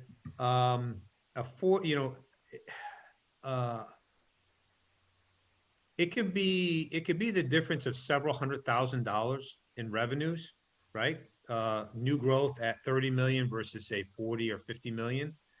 So that can be a factor. The bigger issue, or that is a factor. The other factor is state aid not growing, right? Because our budgets are going up 3.5%, state aid's going up 1%. So that is shifting the tax burden every year. That's a bigger factor. But yeah, the lack of economic development has been our savior. When you look at, as I said, look at the early years, 10 to 13, like in here, that's when we had the mall, and that was $92 million, $92.5 million in new growth in 1 year we had, right? That's just never going to happen again. The last bit of economic development that we're seeing out on Bartlett Street now with the Amazon facility going in, when that's completed, that will be our third highest taxpayer in town. But once it's built, it gets baked in here. So I guess so long it is a factor, but it's really the state aid, new growth, and local receipts. Those are three equally weighted factors. I would have to say, because they shift around each year. You know, some years though, if you have a big thing of a big amount of economic development, that can really suppress the tax bill by a couple $100. Yeah, and we saw that happen. You know, in the during the recession, you know, we saw that happen. Economic development, state aid, local receipts. The bigger factor than any of those right now is the shifting single family home values.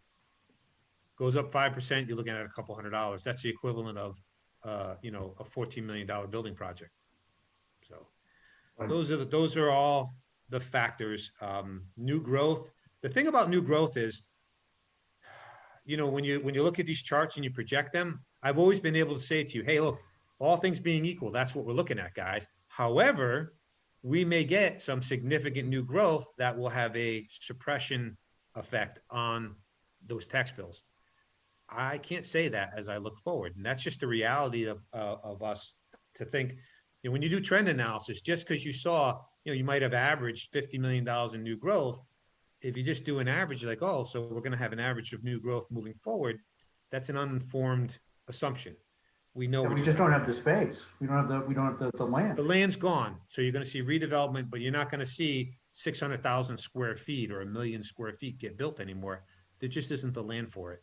So we are where we are. I know people are concerned, as everybody is, about traffic and so forth, but we are where we are right now. We are on the cusp of build out. So. Thank you. John, if I could ask a question just to clarify what you mentioned about appreciation of single-family homes. It's not simply that the home prices are increasing, and then it's in part they're increasing at a greater rate than commercial or industrial property is, and so residential property in town becomes a greater overall proportion of the valuation, and then draws a greater proportion of the tax liability. Correct. So right. This ebbs and flows. You know, there are years where the commercial will go up faster, and there's years where the residential. I mean, the residential market is just hot, and it's escalating. And anybody who has either bought a house or sold a house in Northborough recently knows exactly what I'm talking about. But yes, it is relative to each other. So our total tax levy is about, you know, it's roughly 75-25, 75% residential, 25% commercial industrial. And you'll see it bounce around a percentage or two based on values and new development. But that's kind of where we are.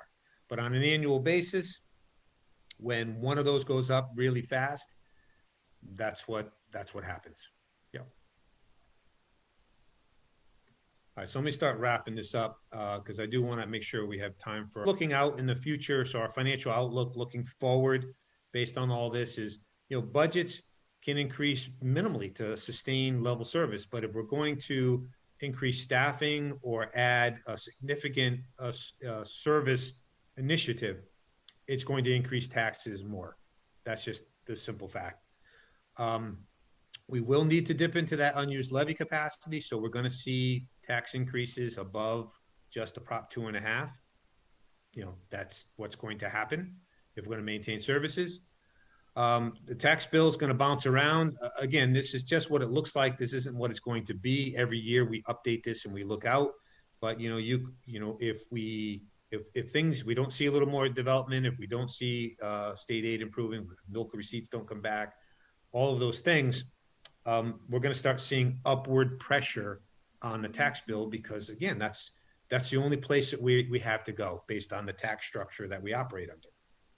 And again, whenever I do these forecasts, I always have that last line. It assumes no major budget surprises. I don't think you can get a bigger budget surprise than a pandemic. Of everything that we've dealt with, storms, recessions, no problem. We know exactly how to handle those. Pandemic brought all kinds of implications that nobody was anticipating, and we are still trying to work through those. In conclusion, going to have to revisit OPEB. We need to get back on schedule with our capital. We can't just postpone capital indefinitely. We will continue to monitor health insurance. That is going to be a budget buster. We've been able to manage it in the past. I like to think we're going to be able to manage it in the future, but we don't know. We're going to continue to look at the recovery, the implications for our local receipts. And really, we do this as a group once a year, right? To come in and put stakes in the ground and have a discussion. The financial team and the staff is reviewing this data monthly and quarterly. If we see something that is off track and off base as to what we've represented to you here tonight, we will convene everybody together and we will tell you that. Otherwise, we anticipate we will be on track based on these assumptions. So I know it's a lot of information, and it takes a couple of cycles when you're on a board or committee to hear this information and to internalize it before you start to understand it, which is why it's always good to have, people that have been around and then some new folks. If you have all new people, they're going to be lost with this, because this is me trying to put it in a very user-friendly format. It can be much more complicated and much more difficult if it wasn't packaged up the way it is. So with that, I'm going to stop sharing my screen, and I'm happy to answer any questions that the board and committee members may have through the chair. Oh, if I may, just one thing, Mr. Chairman, I do just want to acknowledge, I know they were introduced, but Becca Meekins, the assistant town administrator, and Amy Haley, the treasurer collector. And first and foremost, there's no way this could have been put together for you tonight if it weren't for our finance director, Jason Little, who did yeoman-like work to get this data together for you tonight. So I just want to acknowledge those folks before we move to questions. So thank you. Great, thank you, John. I'd first like to ask Superintendent Martineau if he would like to offer any comments or make any observations about the current budget climate from the school perspective. No, I just want to, my general comment is, John speaks about the ongoing partnership. We're in constant communication, which is very helpful in terms of the budget process. The information flow and sharing is strong, and it helps us as a school district and us make good decisions. I will say that this year has been really challenging in the sense that we just don't have great data in terms of what we normally would have. So we're doing a lot of assumptions and projections. So on the school side as well.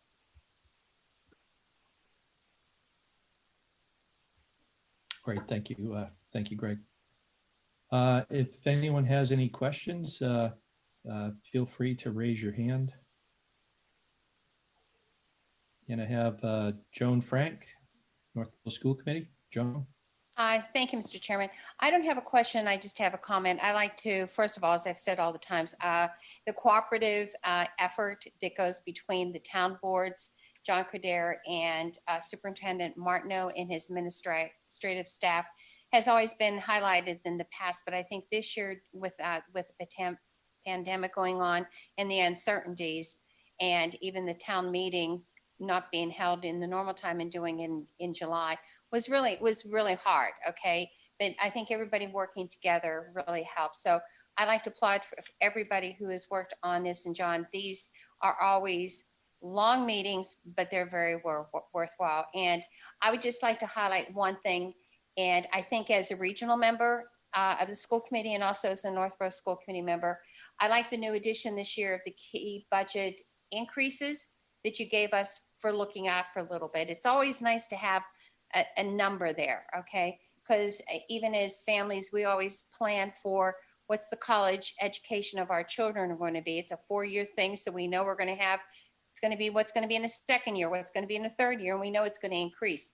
So I really appreciate giving us the numbers of what you want us to strive for, especially on the regional assessments and also in the Northborough. So thank you very much for giving us that, and something that we can look forward as we do the budgets in future years. So thank you very much. You're welcome. Thank you, Joan. Next up, we have a question from Appropriations Committee member Tony Petit. Tony?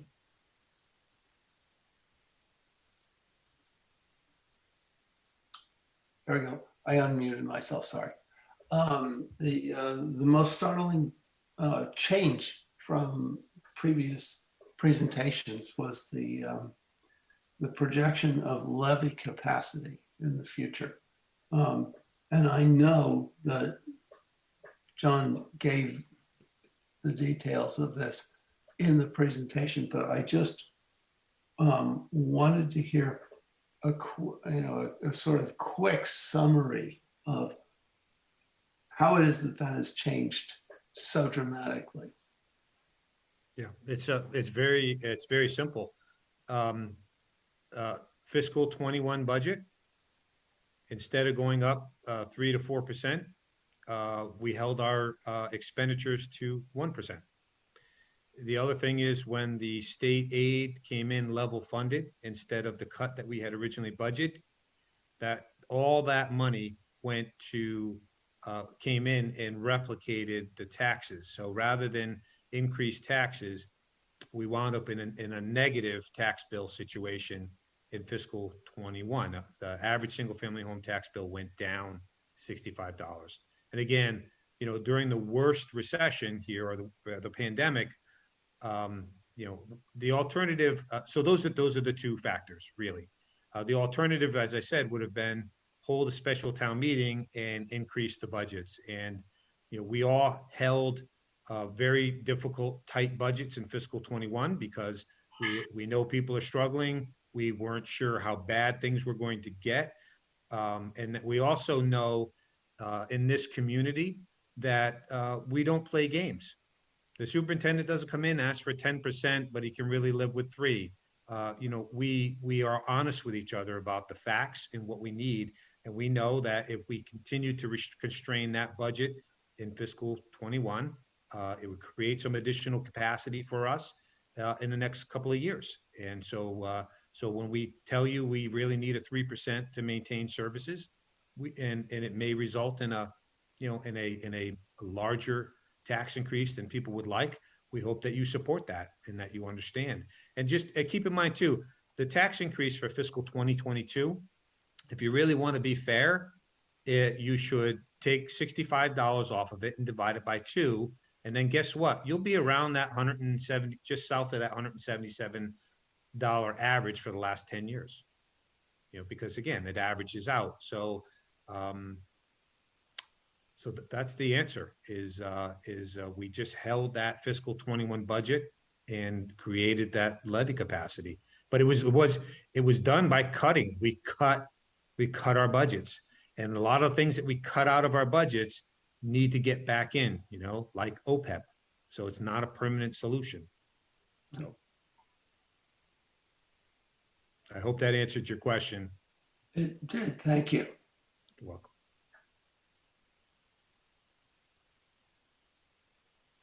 So if I may, through the chair, I think it's important, while we have all the key policy board and committee members represented here tonight, is I just can't stress enough to you what you have in your professionals in Northborough. The superintendent, his staff, my department heads, and the people on you folks on the boards and committees. You guys don't fight with each other. You all are looking for good information from professionals, and that's what you get. We don't fight. My police chief and fire chief don't fight. The fire chief is fond of saying all the time, the thing he loves about Northborough is we don't fight in the sandbox, okay? Everybody is working together. The things that we're dealing with this pandemic are difficult enough. If I was in a clash with the superintendent or department heads weren't getting along, or you folks on the boards and committees were fighting due to personality conflicts and so forth, that would make everything so much more difficult, if not impossible. So for your professionalism, the professionalism of the school administration, and the professionalism of the department heads, that's how we're able to do these things. And I want to say that's what makes it a pleasure to work in this town. And I say this all the time. You want to know what's special, what's the secret sauce in Northborough? That's the secret sauce. Good people on boards and committees who work well together.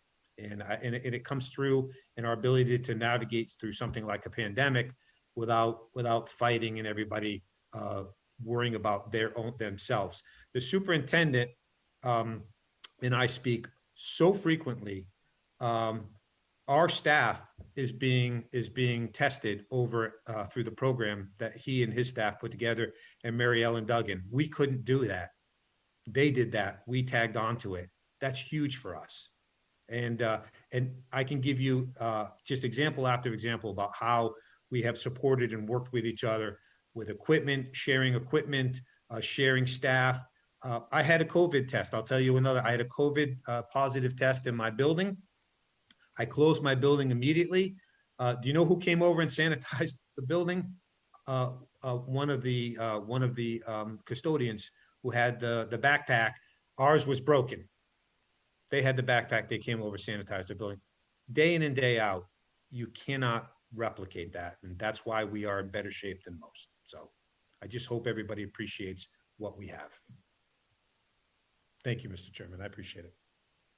Thank you, John. I think as we do this each year and look back through the financial trend monitoring results and the look back, I mean, that is the evidence. That is the evidence of what we encountered, what decisions were made, and what the effects of those decisions were. And it's a very strong statement about the professionalism, the expertise of the staff members to anticipate problems, to react and find solutions to unexpected issues, and keep us on a path that keeps us stable, keeps us in good position to grapple with the challenges we face and come out on the other side intact. So certainly we've seen it. Many of the members of the committees here have seen it, and as you say, a lot of that goes to the excellent working relationships among the municipal and school administrations and committees. So much appreciation to everyone involved for keeping us in this circumstance. We have another question from Select Board Member Julianne Hirsch. Julianne? Hi, thank you, Mr. Chairman. So some of the new industry that we're seeing in town is very transportation oriented and therefore vehicle based. Is this going to help our excise tax collection? Depends on where the vehicles are housed. The big impact for us tax wise is real estate and the personal property. So inside of so the buildings themselves are taxed, but then racking systems and equipment inside, that's all taxed. I think what I had just said, I anticipate in the next cycle, the two buildings that were just constructed down on Barefoot Road, those will become, I don't want to speak out of turn, but they'll become our third largest taxpayer. Jason or Amy, in terms of the trucks, I don't know if it's depending where the trucks are registered through the corporate office or not. I don't know if you know anything about that on the motor vehicle excise. Jason, sorry, I don't mean to interrupt you, Amy. Hopefully you give the same answer as me, but it's based on where the vehicle's garaged and registered. So if they register them in Massachusetts, in Northborough, we would see some excise tax. But I think these warehouses, they generally aren't registered where they're passing through. It's not likely that we're going to get a lot of vehicle excise from these facilities. The trucks aren't registered and being housed in these facilities. They're transporting to and from them. So, but again, the taxes from the personal property and the building itself is significant. And people ask me about that. Well, how exactly is that determined? Does someone go in once a year to see what kind of personal property is in these businesses, or how do you figure out that, Bill? Go ahead, Jason. I'll let you field that one. Oh, okay. Well, that's one of the responsibilities of the assessor's office. They do personal property and businesses in town. They are required to file a return annually. So there is verification of it. We do use a consultant that goes out and checks the personal property.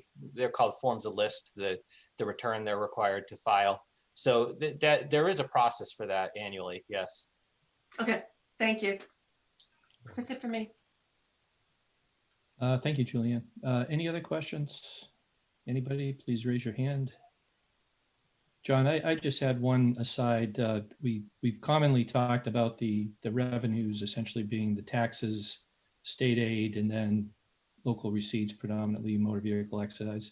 And we typically have phrased those, and I think it was in an earlier slide, 80%, 10%, and 5%. But the state aid figure has actually been dropping, right? And so Yeah, it's fiscal 21, it's 8.3%. It was at a high, it was 13.1% in fiscal 05. So state aid as a percentage of our budget was significant. But yeah, it is deteriorating. It's funny because when we went through the slide the last minute, I'm like, and the 80% taxes is really now 83%. They bounce around a little year for year, but just it's easier to say 80, 10, 5, but they do move around relative to each other each year a little bit. thank you.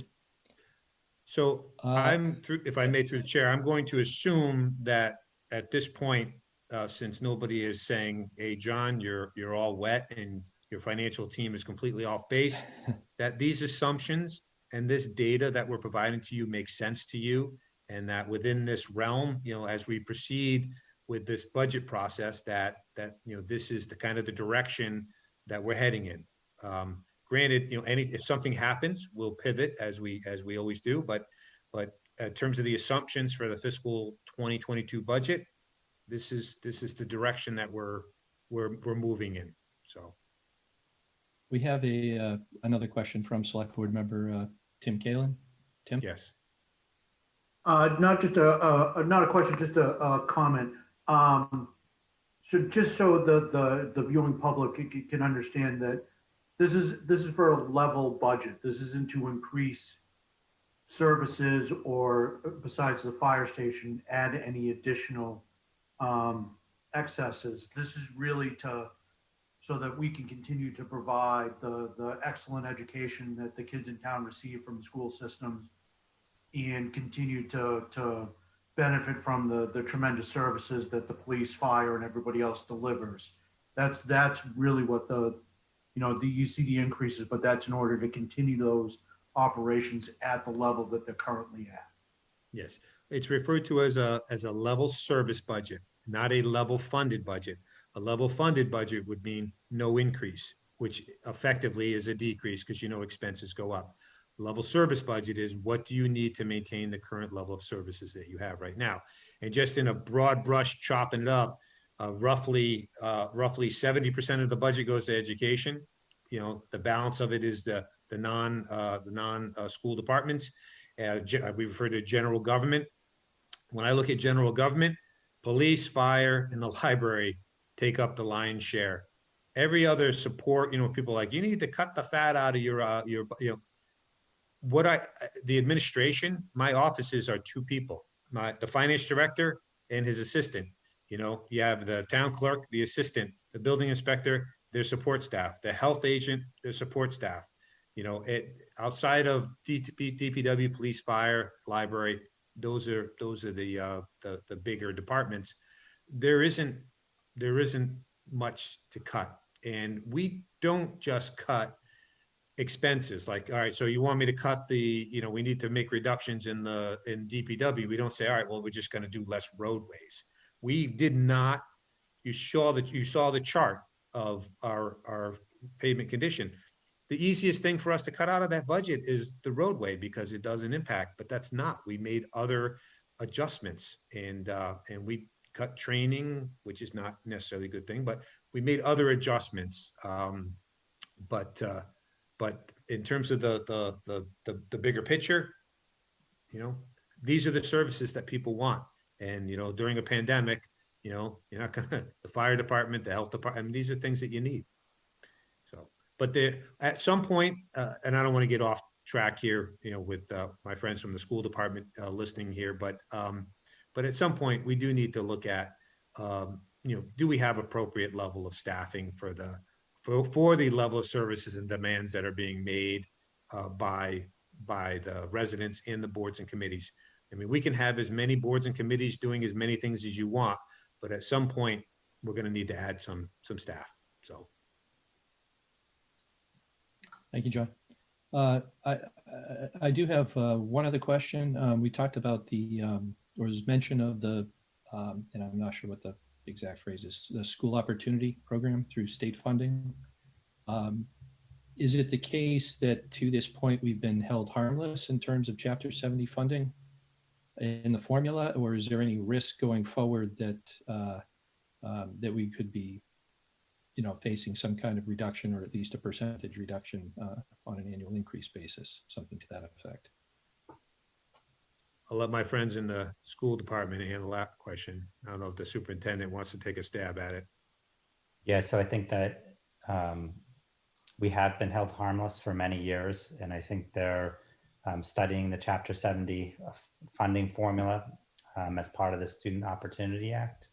But there's heavy lobbying against, making sure towns in the future are held harmless. And that is our prediction moving forward, that, where we are today will be the baseline for future changes. So I don't see that being an issue, Jason. One of the reasons Thank you. why the Chapter 70 formula is so complicated is because rather than fix it, they just add another layer and complicate it. But one of the reasons why they do that is trying to hold folks harmless if they can.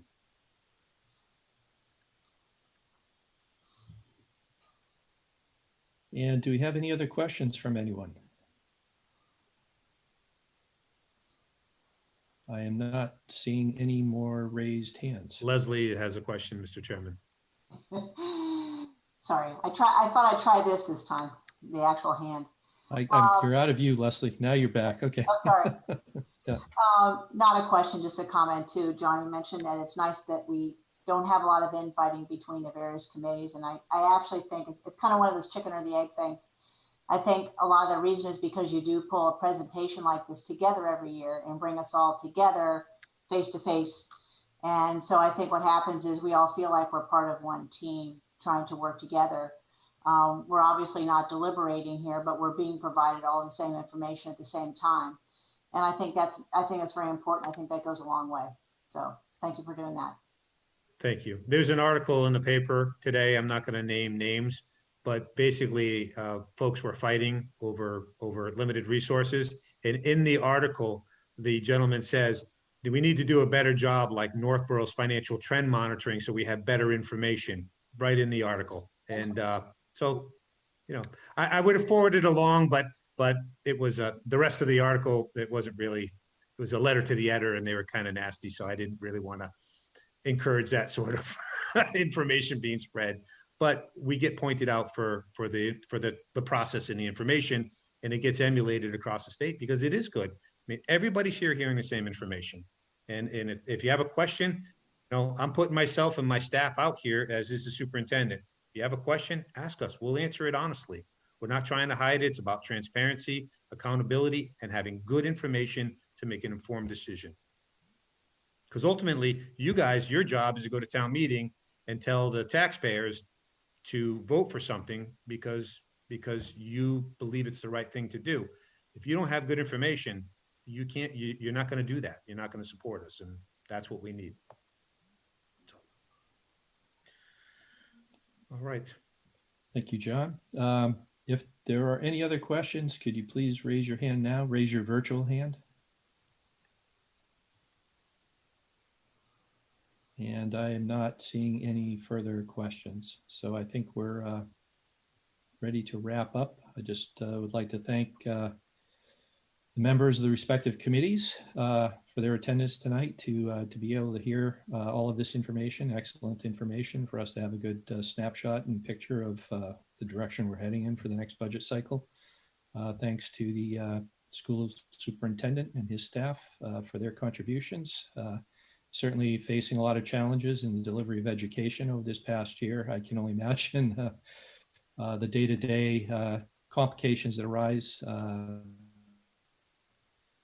both for teachers, students, and parents. And so we certainly are sympathetic to those challenges as well. And then Obviously, thank you, John. Thank you and Jason Little for putting together all of this information, as always, very detailed and very complete and easy to digest in this format. So as always, we look forward to the continuance of the budget development and see where we'll be in another few weeks. So any last comments, John? Nope, just the Appropriations Committee, Financial Planning Committee, who are probably wondering when are they gonna get digging into some of this stuff. I'll be in touch very shortly. For all the reasons we talked about, things are a little bit delayed, but we have been working on the budget behind the scenes as the superintendent has. We'll start meeting and going through those things. So you'll be hearing from me shortly. Thank you. Thank you very much, John. I guess we're concluded. Thank everyone and look forward to our next few meetings to see more details. So with that, I think we can conclude. Good night, everybody. Thank you.